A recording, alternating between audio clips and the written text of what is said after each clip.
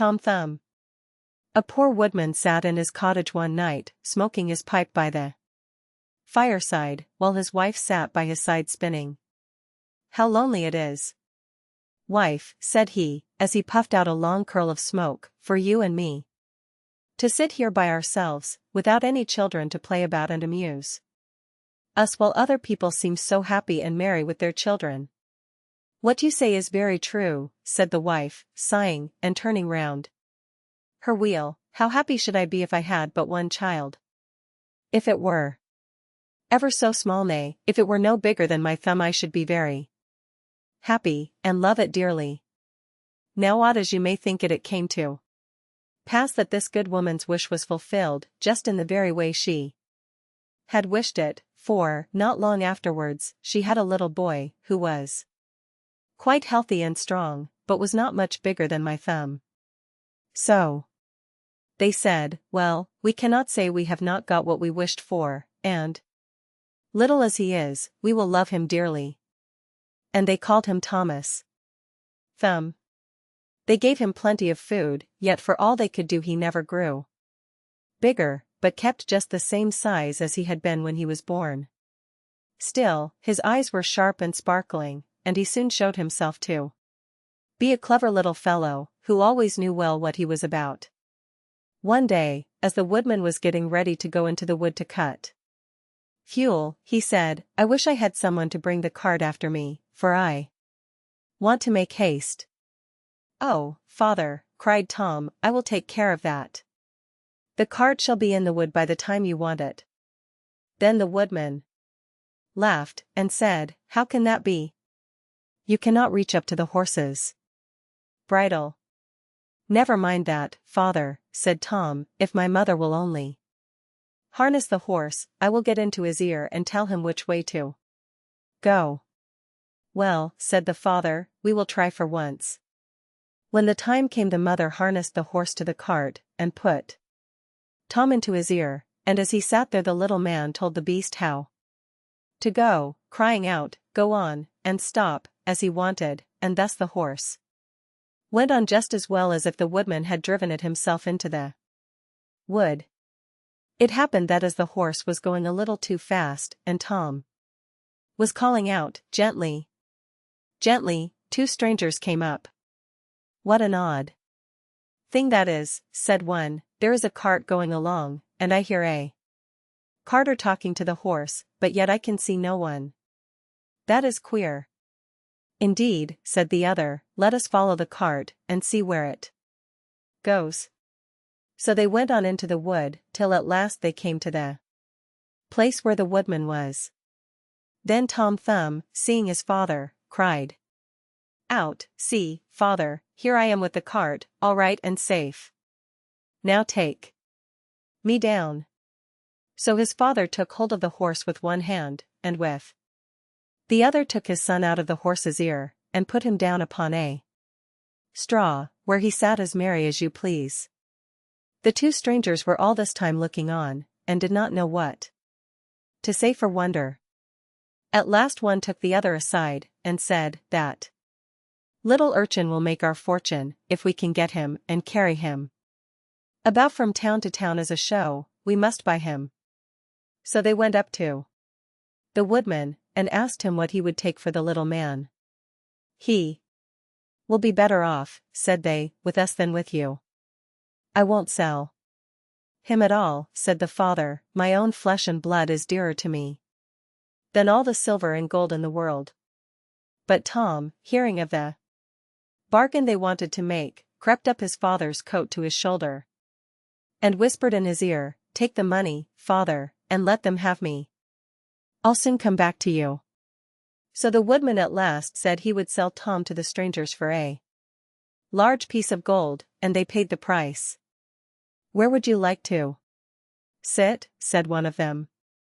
"Oh, put me on the rim of your hat, that will be a nice gallery for me. I can walk about there and see the country as we go along."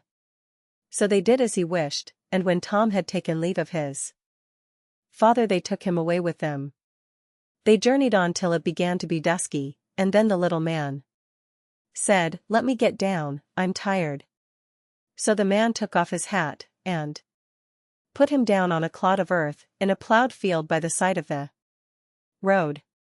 But Tom ran about amongst the furrows, and at last slipped into an old mouse hole.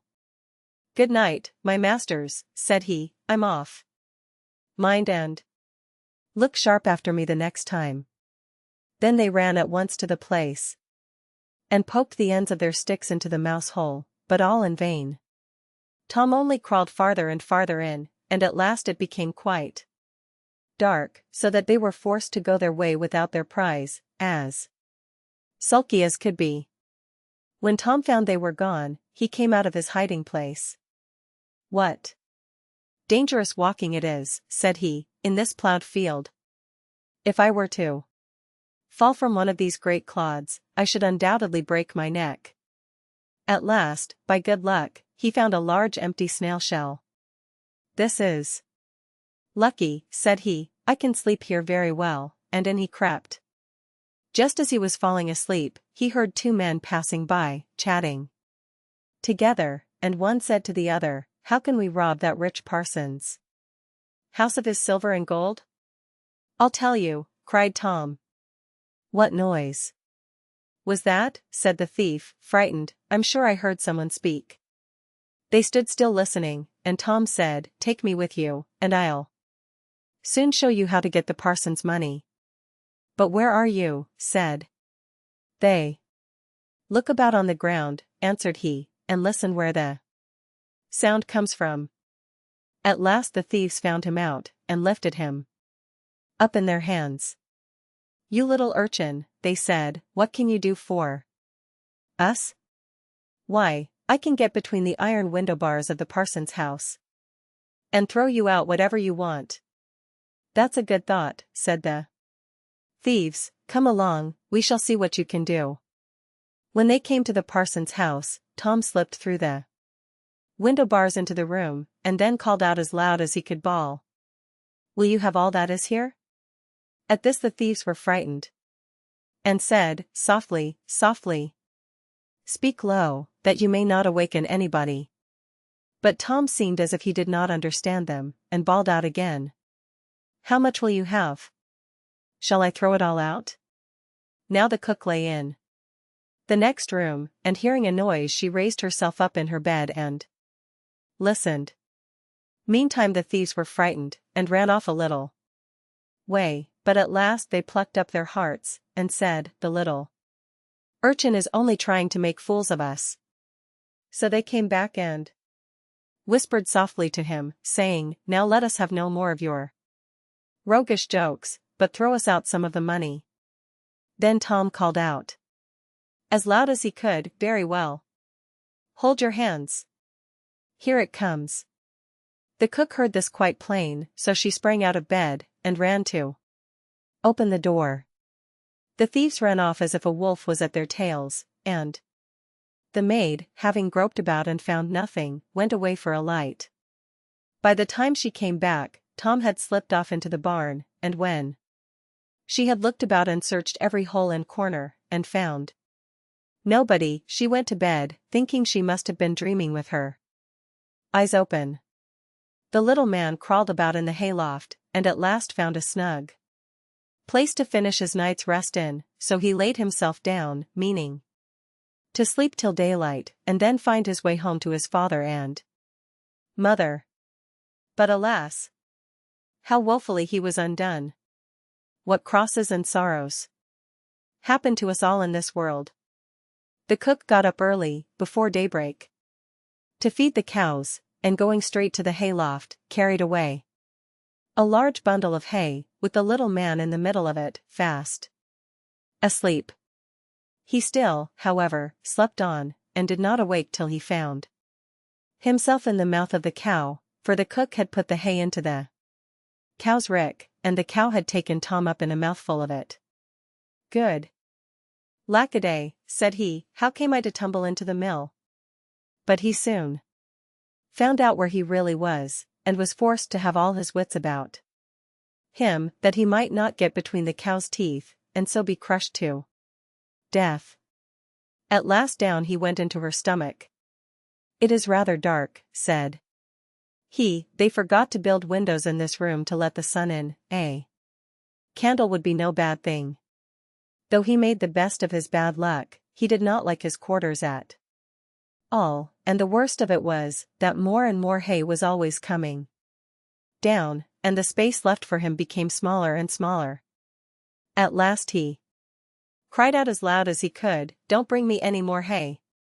Don't bring me any more hay!" The maid happened to be just then milking the cow, and hearing someone speak, but seeing nobody, and yet being quite sure it was the same voice that she had heard in the night, she was so frightened that she fell off her stool, and overset the milk pail. As soon as she could pick herself up out of the dirt, she ran off as fast as she could to her master the parson, and said, "Sir, sir, the cow is talking." But the parson said, "Woman, thou art surely mad." However, he went with her into the cowhouse, to try and see what was the matter. Scarcely had they set foot on the threshold, when Tom called out, "Don't bring me any more hay." Then the parson himself was frightened, and, thinking the cow was surely bewitched, told his man to kill her on the spot. So the cow was killed, and cut up, and the stomach, in which Tom lay, was thrown out upon a dunghill. Tom soon set himself to work to get out, which was not a very easy task, but at last, just as he had made room to get his head out, fresh ill luck befell him. A hungry wolf sprang out, and swallowed up the whole stomach, with Tom in it, at one gulp, and ran away. Tom, however, was still not disheartened, and thinking the wolf would not dislike having some chat with him as he was going along, he called out, "My good friend, I can show you a famous treat." "Where's that?" said the wolf. "In such and such a house," said Tom, describing his own father's house. "You can crawl through the drain into the kitchen and then into the pantry, and there you will find cakes, ham, beef, cold chicken, roast pig, apple dumplings, and everything that your heart can wish." The wolf did not want to be asked twice, so that very night he went to the house and crawled through the drain into the kitchen, and then into the pantry, and ate and drank there to his heart's content. As soon as he had had enough, he wanted to get away, but he had eaten so much that he could not go out by the same way he came in. This was just what Tom had reckoned upon, and now he began to set up a great shout, making all the noise he could. "Will you be easy?" said the wolf. "You'll awaken everybody in the house if you make such a clatter." "What's that to me?" said the little man. "You have had your frolic, now I've a mind to be merry myself," and he began singing and shouting as loud as he could. The woodman and his wife, being awakened by the noise, peeped through a crack in the door, but when they saw a wolf was there, you may well suppose that they were sadly frightened, and the woodman ran for his axe, and gave his wife a scythe. "Do you stay behind," said the woodman, "and when I have knocked him on the head you must rip him up with the scythe."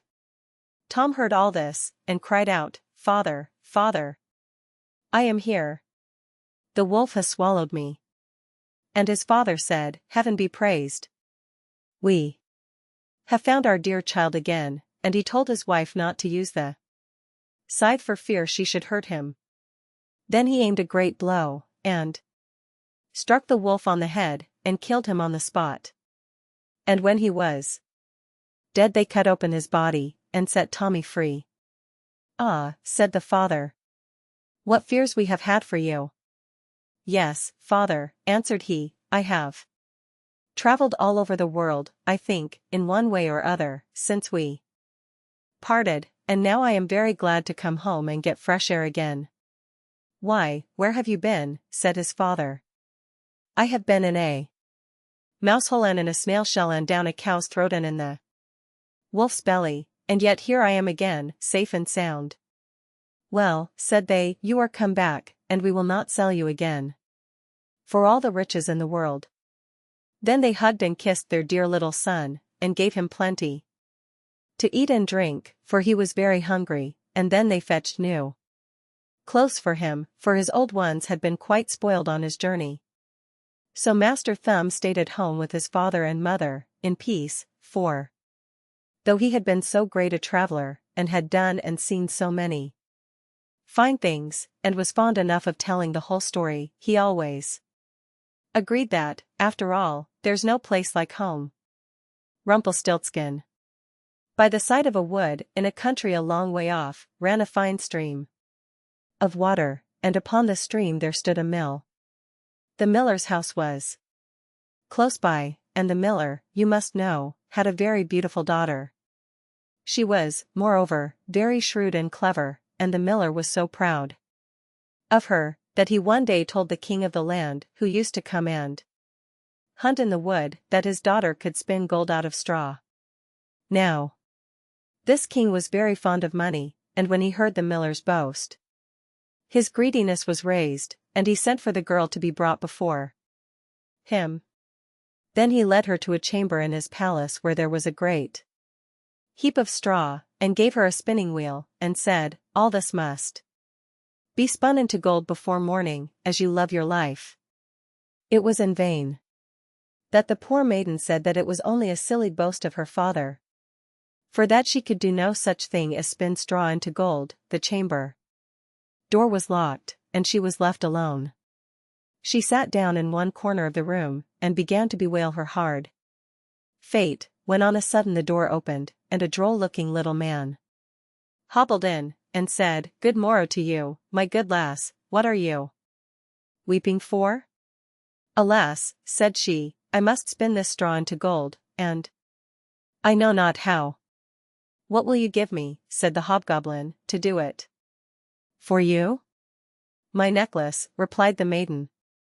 He took her at her word, and sat himself down to the wheel, and whistled and sang, round about, lo and behold, reel away, straw into gold.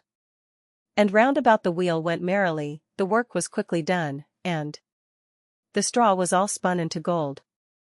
When the king came and saw this, he was greatly astonished and pleased. But his heart grew still more greedy of gain, and he shut up the poor miller's daughter again with a fresh task. Then she knew not what to do, and sat down once more to weep, but the dwarf soon opened the door, and said, what will you give me to do your task? The ring on my finger, said she. So her little friend took the ring, and began to work at the wheel again, and whistled and sang, round about, lo and behold, reel away, straw into gold. Till, long before morning, all was done again. The king was greatly delighted to see all this glittering treasure. But still he had not enough, so he took the miller's daughter to a yet larger heap, and said, all this must be spun tonight, and if it is, you shall be my queen. As soon as she was alone that dwarf came in, and said, what will you give me to spin gold for you this third time? I have nothing left, said she. Then say you will give me, said the little man, the first little child that you may have when you are queen. That may never be, thought the miller's daughter, and as she knew no other way to get her task done, she said she would do what he asked. Round went the wheel again to the old song, and the mannikin once more spun the heap into gold. The king came in the morning, and, finding all he wanted, was forced to keep his word, so he married the miller's daughter, and she really became queen. At the birth of her first little child she was very glad, and forgot the dwarf and what she had said. But one day he came into her room, where she was sitting playing with her baby, and put her in mind of it. Then she grieved sorely at her misfortune, and said she would give him all the wealth of the kingdom if he would let her off, but in vain, till at last her tears softened him, and he said, I will give you 3 days' grace, and if during that time you tell me my name, you shall keep your child. Now the queen lay awake all night, thinking of all the odd names that she had ever heard, and she sent messengers all over the land to find out new ones. The next day the little man came and she began with Timothy, Ichabod, Benjamin, Jeremiah, and all the names she could remember, but to all and each of them he said, "Madam, that is not my name." The second day she began with all the comical names she could hear of. Bandylegs, Hunchback, Crookshanks, and so on, but the little gentleman still said to every one of them, "Madam, that is not my name." The third day one of the messengers came back, and said, "I have traveled 2 days without hearing of any other names, but yesterday, as I was climbing a high hill, among the trees of the forest where the fox and the hare bid each other good night, I saw a little hut, and before the hut burnt a fire, and round about the fire a funny little dwarf was dancing upon one leg, and singing merrily, the feast I'll make. Today I'll brew, tomorrow bake. Merrily I'll dance and sing. For next day will a stranger bring. Little does my lady dream. Rumpelstiltskin is my name."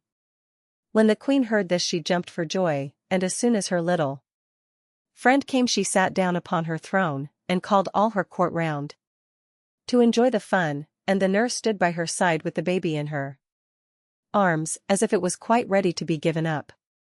Then the little man began to chuckle at the thought of having the poor child to take home with him to his hut in the woods, and he cried out, "Now, lady, what is my name?" "Is it John?" asked she. "No, madam." "Is it Tom?" "No, madam." "Is it Jemmy?" "It is not." "Can your name be Rumpelstiltskin?" said the lady slyly. "Some which told you that, some which told you that," cried the little man, and dashed his right foot in a rage so deep into the floor, that he was forced to lay hold of it with both hands to pull it out. Then he made the best of his way off, while the nurse laughed and the baby crowed, and all the court jeered at him for having had so much trouble for nothing, and said, "We wish you a very good morning, and a merry feast, Mr. Rumpelstiltskin. Clever Gretel." There was once a cook named Gretel, who wore shoes with red heels, and when she walked out with them on, she turned herself this way and that, was quite happy and thought, "You certainly are a pretty girl." And when she came home she drank, in her gladness of heart, a draught of wine. And as wine excites a desire to eat, she tasted the best of whatever she was cooking until she was satisfied, and said, "The cook must know what the food is like." It came to pass that the master one day said to her, "Gretel, there is a guest coming this evening, prepare me 2 fowls very daintily." "I will see to it, master," answered Gretel. She killed 2 fowls, scalded them, plucked them, put them on the spit, and towards evening set them before the fire, that they might roast. The fowls began to turn brown, and were nearly ready, but the guest had not yet arrived. Then Gretel called out to her master, "If the guest does not come, I must take the fowls away from the fire, but it will be a sin and a shame if they are not eaten the moment they are at their juiciest." The master said, "I will run myself, and fetch the guest." When the master had turned his back, Gretel laid the spit with the fowls on one side, and thought, standing so long by the fire there, makes one sweat and thirsty, who knows when they will come? Meanwhile, I will run into the cellar, and take a drink. She ran down, set a jug, said, "God bless it for you, Gretel," and took a good drink, and thought that wine should flow on, and should not be interrupted, and took yet another hearty draught. Then she went and put the fowls down again to the fire, basted them, and drove the spit merrily round. But as the roast meat smelt so good, Gretel thought, something might be wrong, it ought to be tasted. She touched it with her finger, and said, "Ah, how good fowls are! It certainly is a sin and a shame that they are not eaten at the right time." She ran to the window, to see if the master was not coming with his guest, but she saw no one, and went back to the fowls and thought, "One of the wings is burning. I had better take it off and eat it." So she cut it off, ate it, and enjoyed it, and when she had done, she thought, "The other must go down too, or else master will observe that something is missing." When the 2 wings were eaten, she went and looked for her master, and did not see him. It suddenly occurred to her, who knows? They are perhaps not coming at all, and have turned in somewhere. Then she said, "Well, Gretel, enjoy yourself, one fowl has been cut into, take another drink, and eat it up entirely. When it is eaten you will have some peace, why should God's good gifts be spoilt?" So she ran into the cellar again, took an enormous drink and ate up the 1 chicken in great glee.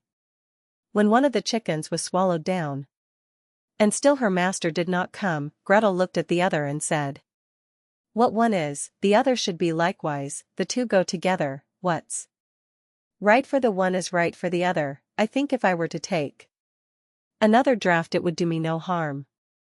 So she took another hearty drink, and let the second chicken follow the first.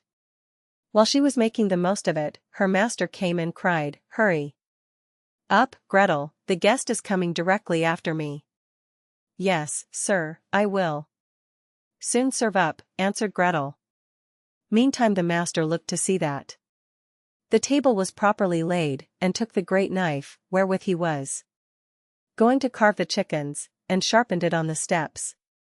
Presently the guest came and knocked politely and courteously at the house door. Gretel ran, and looked to see who was there, and when she saw the guest, she put her finger to her lips and said, "Hush! Hush! Go away as quickly as you can, if my master catches you it will be the worse for you. He certainly did ask you to supper, but his intention is to cut off your 2 ears. Just listen how he is sharpening the knife for it." The guest heard the sharpening, and hurried down the steps again as fast as he could. Gretel was not idle, she ran screaming to her master, and cried, "You have invited a fine guest." "Why, Gretel? What do you mean by that?" "Yes," said she, "he has taken the chickens which I was just going to serve up, off the dish, and has run away with them." "That's a nice trick," said her master, and lamented the fine chickens. "If he had but left me one, so that something remained for me to eat." He called to him to stop, but the guest pretended not to hear. Then he ran after him, with the knife still in his hand, crying, just one, meaning that the guest should leave him just 1 chicken, and not take both. The guest, however, thought no otherwise than that he was to give up one of his ears, and ran as if fire were burning under him, in order to take them both with him. The old man and his grandson. There was once a very old man, whose eyes had become dim, his ears dull of hearing, his knees trembled, and when he sat at table he could hardly hold the spoon, and spilt the broth upon the tablecloth or let it run out of his mouth. His son and his son's wife were disgusted at this, so the old grandfather at last had to sit in the corner behind the stove. And they gave him his food in an earthenware bowl, and not even enough of it. And he used to look towards the table with his eyes full of tears. Once, too, his trembling hands could not hold the bowl, and it fell to the ground and broke. The young wife scolded him, but he said nothing and only sighed. Then they brought him a wooden bowl for a few halfpence, out of which he had to eat. They were once sitting thus when the little grandson of 4 years old began to gather together some bits of wood upon the ground. "What are you doing there?" asked the father. "I am making a little trough," answered the child, "for father and mother to eat out of when I am big." The man and his wife looked at each other for a while, and presently began to cry. Then they took the old grandfather to the table, and henceforth always let him eat with them, and likewise said nothing if he did spill a little of anything. The little peasant. There was a certain village wherein no one lived but really rich peasants, and just one poor one, whom they called the little peasant. He had not even so much as a cow, and still less money to buy one, and yet he and his wife did so wish to have one. One day he said to her, "Listen, I have a good idea. There is our gossip the carpenter, he shall make us a wooden calf, and paint it brown, so that it looks like any other, and in time it will certainly get big and be a cow." The woman also liked the idea, and their gossip the carpenter cut and planed the calf, and painted it as it ought to be, and made it with its head hanging down as if it were eating. Next morning when the cows were being driven out, the little peasant called the cowherd in and said, "Look, I have a little calf there. But it is still small and has to be carried." The cowherd said, "All right," and took it in his arms and carried it to the pasture, and set it among the grass. The little calf always remained standing like one which was eating, and the cowherd said, "It will soon run by itself. Just look how it eats already." At night when he was going to drive the herd home again, he said to the calf, "If you can stand there and eat your fill, you can also go on your 4 legs, I don't care to drag you home again in my arms." But the little peasant stood at his door, and waited for his little calf, and when the cowherd drove the cows through the village, and the calf was missing, he inquired where it was. The cowherd answered, "It is still standing out there eating. It would not stop and come with us." But the little peasant said, "Oh, but I must have my beast back again." Then they went back to the meadow together. But someone had stolen the calf, and it was gone. The cowherd said, "It must have run away." The peasant, however, said, "Don't tell me that," and led the cowherd before the mayor, who for his carelessness condemned him to give the peasant a cow for the calf which had run away. And now the little peasant and his wife had the cow for which they had so long wished, and they were heartily glad, but they had no food for it, and could give it nothing to eat, so it soon had to be killed. They salted the flesh, and the peasant went into the town and wanted to sell the skin there, so that he might buy a new calf with the proceeds. On the way he passed by a mill, and there sat a raven with broken wings. And out of pity he took him and wrapped him in the skin. But as the weather grew so bad and there was a storm of rain and wind, he could go no farther, and turned back to the mill and begged for shelter. The miller's wife was alone in the house, and said to the peasant, "Lay yourself on the straw there," and gave him a slice of bread and cheese. The peasant ate it, and lay down with his skin beside him, and the woman thought, "He is tired and has gone to sleep." In the meantime came the parson. The miller's wife received him well, and said, "My husband is out, so we will have a feast." The peasant listened, and when he heard them talk about feasting he was vexed that he had been forced to make shift with a slice of bread and cheese.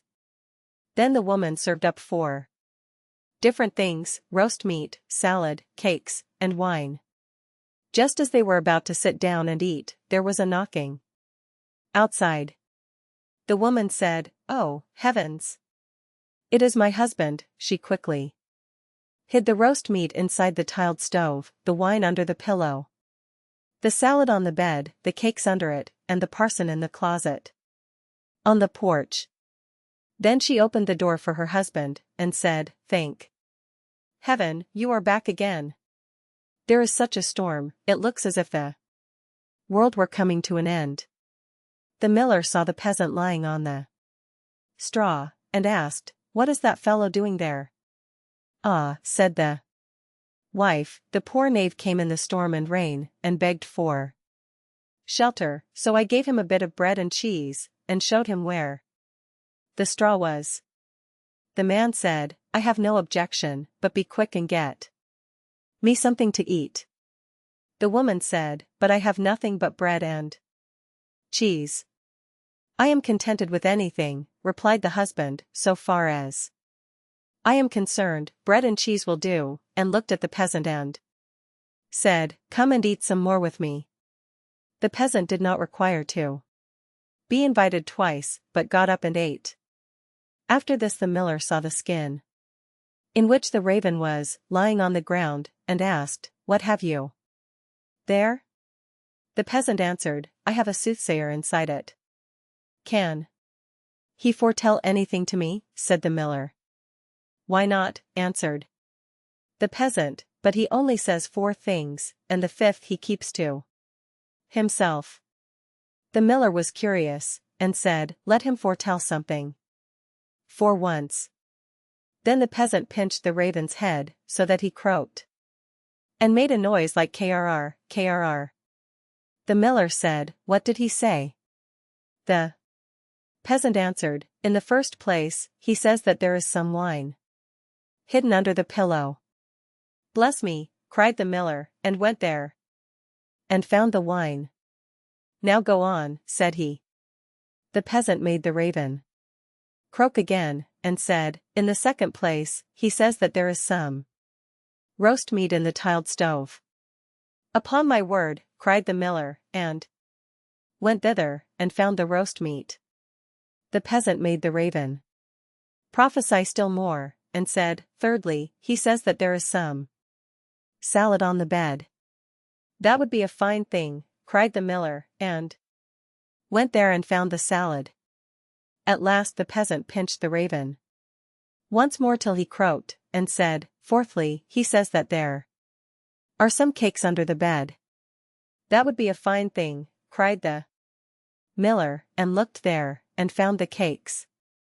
And now the two sat down to the table together, but the miller's wife was frightened to death, and went to bed and took all the keys with her. The miller would have liked much to know the 5th, but the little peasant said, "First, we will quickly eat the 4 things, for the 5th is something bad." So they ate, and after that they bargained how much the miller was to give for the 5th prophecy, until they agreed on $300. Then the peasant once more pinched the raven's head till he croaked loudly. The miller asked, "What did he say?" The peasant replied, "He says that the devil is hiding outside therein the closet on the porch." The miller said, "The devil must go out," and opened the house door. Then the woman was forced to give up the keys, and the peasant unlocked the closet. The parson ran out as fast as he could, and the miller said, "It was true, I saw the black rascal with my own eyes." The peasant, however, made off next morning by daybreak with the $300.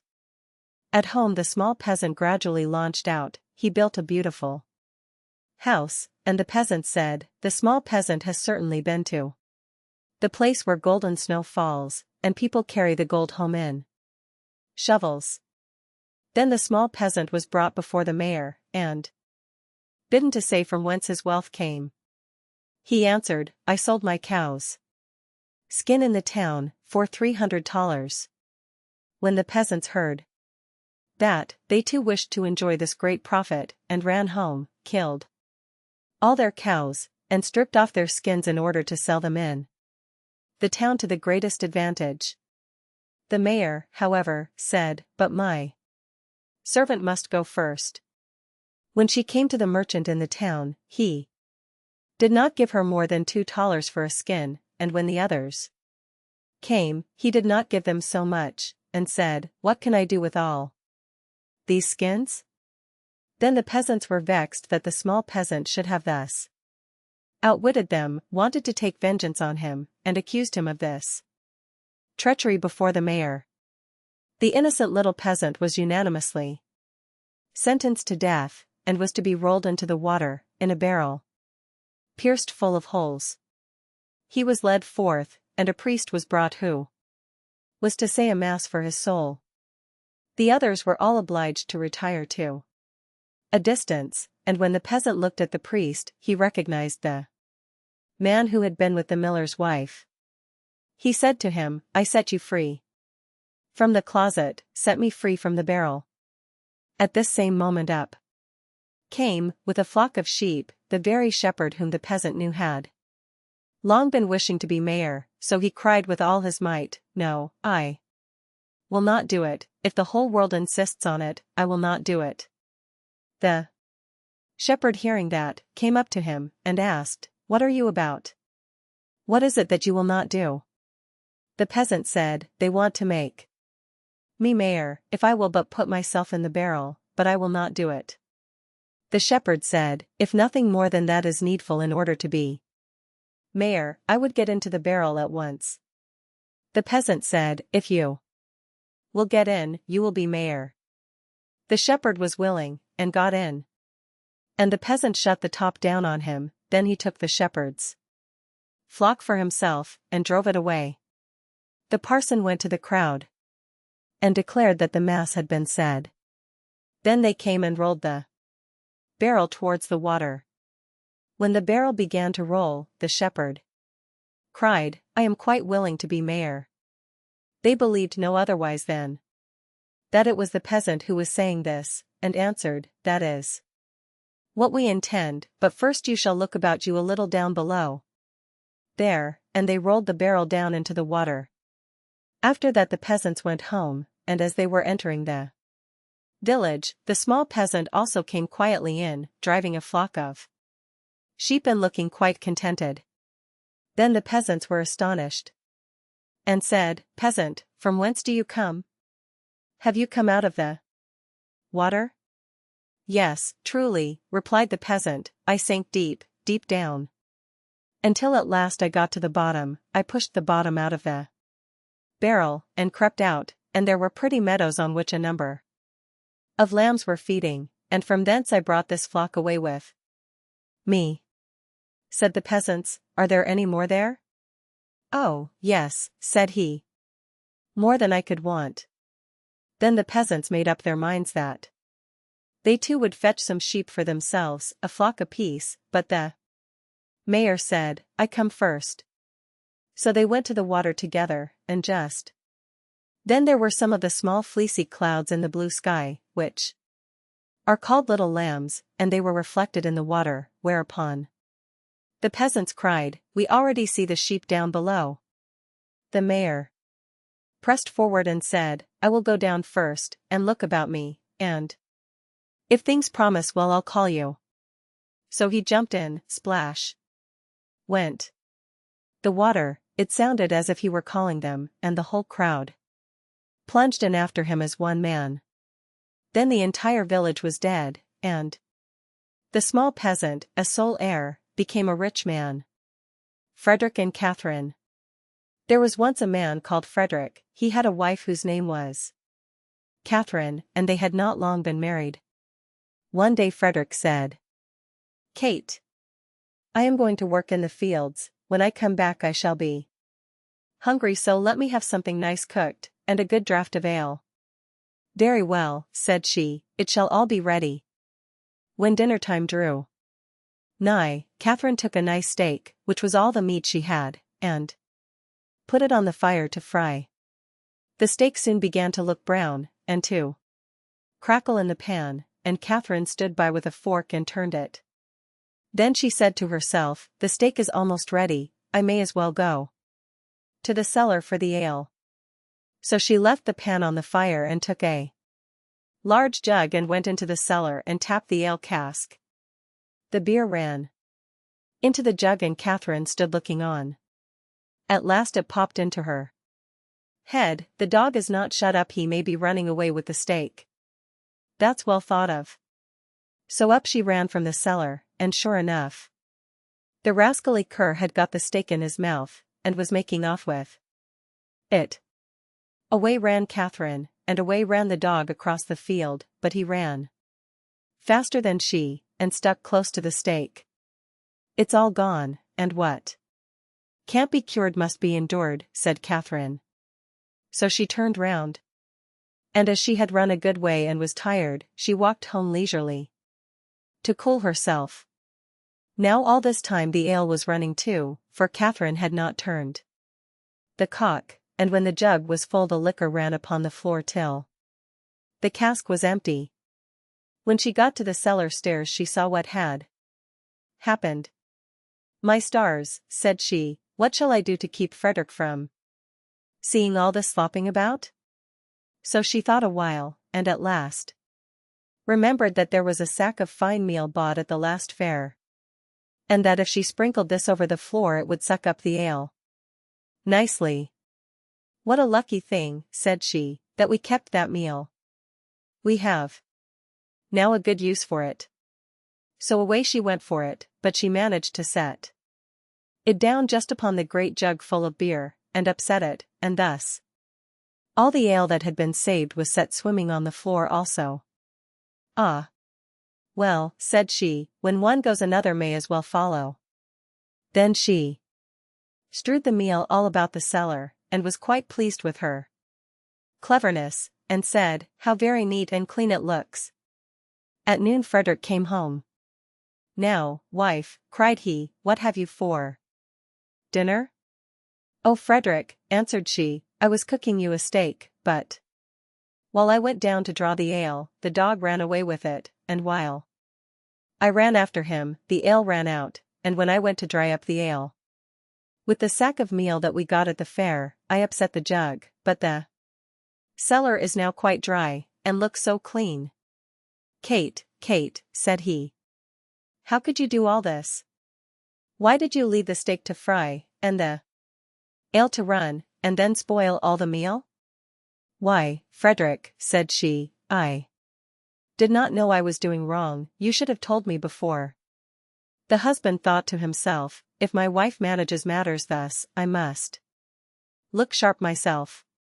Now he had a good deal of gold in the house, so he said to Catherine, "What pretty yellow buttons these are! I shall put them into a box and bury them in the garden, but take care that you never go near or meddle with them."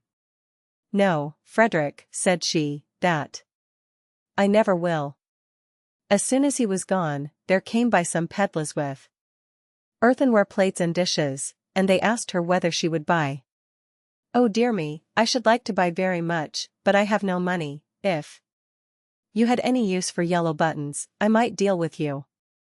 "Yellow buttons," said they, "let us have a look at them. Go into the garden and dig where I tell you, and you will find the yellow buttons. I dare not go myself." So the rogues went, and when they found what these yellow buttons were, they took them all away, and left her plenty of plates and dishes. Then she set them all about the house for a show. And when Frederick came back, he cried out, "Kate, what have you been doing?" "See," said she, "I have bought all these with your yellow buttons, but I did not touch them myself, the pedlars went themselves and dug them up." "Wife, wife," said Frederick, "what a pretty piece of work you have made. Those yellow buttons were all my money, how came you to do such a thing?" "Why," answered she, "I did not know there was any harm in it, you should have told me." Catherine stood musing for a while, and at last said to her husband, "Hark ye, Frederick, we will soon get the gold back, let us run after the thieves." "Well, we will try," answered he, "but take some butter and cheese with you, that we may have something to eat by the way." "Very well," said she, and they set out, and as Frederick walked the fastest, he left his wife some way behind. "It does not matter," thought she, "when we turn back, I shall be so much nearer home than he." Presently she came to the top of a hill, down the side of which there was a road so narrow that the cart wheels always chafed the trees on each side as they passed. "Ah, see now," said she, "how they have bruised and wounded those poor trees, they will never get well." So she took pity on them, and made use of the butter to grease them all, so that the wheels might not hurt them so much. While she was doing this kind office, one of her cheeses fell out of the basket, and rolled down the hill. Catherine looked, but could not see where it had gone, so she said, "Well, I suppose the other will go the same way and find you. He has younger legs than I have." Then she rolled the other cheese after it, and away it went, nobody knows where, down the hill. But she said she supposed that they knew the road, and would follow her, and she could not stay there all day waiting for them. At last she overtook Frederick, who desired her to give him something to eat. Then she gave him the dry bread. "Where are the butter and cheese?" said he. "Oh," answered she, "I used the butter to grease those poor trees that the wheels chafed so, and one of the cheeses ran away, so I sent the other after it to find it, and I suppose they are both on the road together somewhere." "What a goose you are to do such silly things," said the husband. "How can you say so?" said she. "I am sure you never told me not." They ate the dry bread together, and Frederick said, "Kate, I hope you locked the door safe when you came away." "No," answered she, "you did not tell me." "Then go home, and do it now before we go any farther," said Frederick, "and bring with you something to eat." Catherine did as he told her, and thought to herself by the way, "Frederick wants something to eat, but I don't think he is very fond of butter and cheese. I'll bring him a bag of fine nuts, and the vinegar, for I have often seen him take some." When she reached home, she bolted the back door, but the front door she took off the hinges, and said, "Frederick told me to lock the door, but surely it can nowhere be so safe if I take it with me." So she took her time by the way, and when she overtook her husband she cried out, "There, Frederick, there is the door itself, you may watch it as carefully as you please." "Alas, alas," said he, "what a clever wife I have. I sent you to make the house fast, and you take the door away, so that everybody may go in and out as they please. However, as you have brought the door, you shall carry it about with you for your pains." "Very well," answered she, "I'll carry the door, but I'll not carry the nuts and vinegar bottle also. That would be too much of a load, so if you please, I'll fasten them to the door." Frederick of course made no objection to that plan, and they set off into the wood to look for the thieves, but they could not find them, and when it grew dark, they climbed up into a tree to spend the night there. Scarcely were they up, then who should come by but the very rogues they were looking for. They were in truth great rascals, and belonged to that class of people who find things before they are lost. They were tired, so they sat down and made a fire under the very tree where Frederick and Catherine were. Frederick slipped down on the other side, and picked up some stones. Then he climbed up again, and tried to hit the thieves on the head with them, but they only said, "It must be near morning, for the wind shakes the fir apples down." Catherine, who had the door on her shoulder, began to be very tired. But she thought it was the nuts upon it that were so heavy, so she said softly, "Frederick, I must let the nuts go." "No," answered he, "not now, they will discover us." "I can't help that, they must go." "Well, then, make haste and throw them down, if you will." Then away rattled the nuts down among the boughs, and one of the thieves cried, "Bless me, it is hailing." A little while after, Catherine thought the door was still very heavy. So she whispered to Frederick, "I must throw the vinegar down." "Pray don't," answered he, "it will discover us." "I can't help that," said she, "go it must." So she poured all the vinegar down, and the thieves said, "What a heavy dew there is." At last it popped into Catherine's head that it was the door itself that was so heavy all the time, so she whispered, "Frederick, I must throw the door down soon." But he begged and prayed her not to do so, for he was sure it would betray them. "Here goes, however," said she, and down went the door with such a clatter upon the thieves, that they cried out murder, and not knowing what was coming, ran away as fast as they could, and left all the gold. So when Frederick and Catherine came down, there they found all their money safe and sound.